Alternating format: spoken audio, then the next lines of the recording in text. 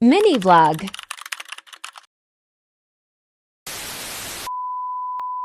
Hello guys, it's a beautiful day at ngayong araw nga ay nandito kami sa Anafanan dahil may simpleng salo-salo ang family sa aking father's side.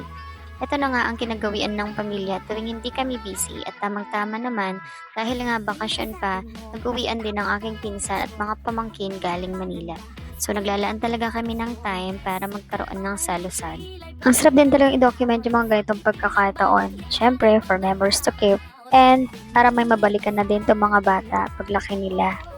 So dito na nga tayo guys, habang busy si Ate Mary dyan na nagluluto ng nilaga, ay nag-ikot naman ako. Siyempre hindi mawawala sa documentation ang aking pinsan na singeris. At eto nga ay kasalukuyan niyang kinakanta ang kanyang unang entry. At sa kabilang dako naman guys, siyempre hindi rin mawawala itong aking tita for all season. Siyempre lagi present yan sa aming mga okasyon. Wow. At dito nga naman sa side ay ready na itong mga gulay na isasahok mamaya sa mga ulam. Siyempre di rin patatalo itong sa Ate Joy na best in ihaw ng mga tahong for today. At kapag nga dinakdakan ang pag-uusapan ay hindi mawawala si Kuya Larry dyan dahil yan ang kanyang expertise. At kapag bilo-bilo naman ang pag-uusapan ay aba, si Ate Daisy nang bahala dyan dahil yan ang isa sa kanyang mga expertise at magagawa nga daw niya yan kahit nakapikit pa. Habang busy nga sila dyan guys, ay best in documentation lang ang ambag ko ngayong araw. At syempre, hindi mawawala ang kwentuhan. At eto na nga guys, andito na tayo sa exciting part. Kaya tara, let's go! Lafangan na!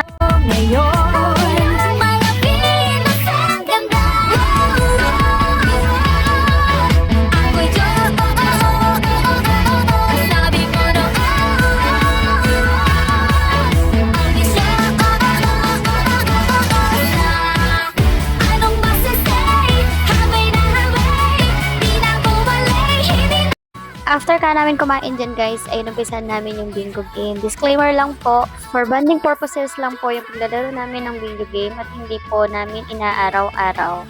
Dahil ready to eat na ang bilo-bilo guys, ay ayan na, naglafangan na naman ang mga person. At makikinig na muna tayo ng pamiting ni Ate Daisy dyan. Ngayong araw, wala muna. Ito naman, ito na naman ako ng pinakaroang mayabat naman at saka kuyabano. Mas masaya pa nga sana yan guys kung nandito pa yung mga ibang pinsan ko. Pero kahit nasa malayo sila, nakamonitor naman sila sa GC namin. Kasi syempre, masaya na sila kung nakikita nilang masaya kaming nagsalo-salo. Ito nga din yung best way para magbanding ang mga bata at para makaiwas sa screen time. Sa ganitong paraan nga ay ma-enjoy nila ang kanilang pagkabata na hindi gumagamit ng gadget. After nga lumafang na mga person ay tuloy na ang bingo game at yung mga natalo ilalaban namin to George.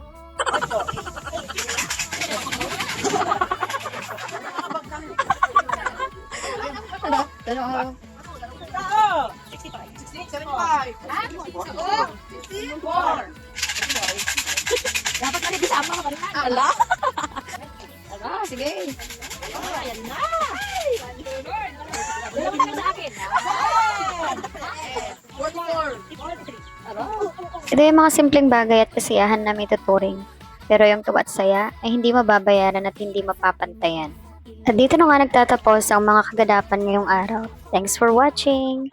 Bye!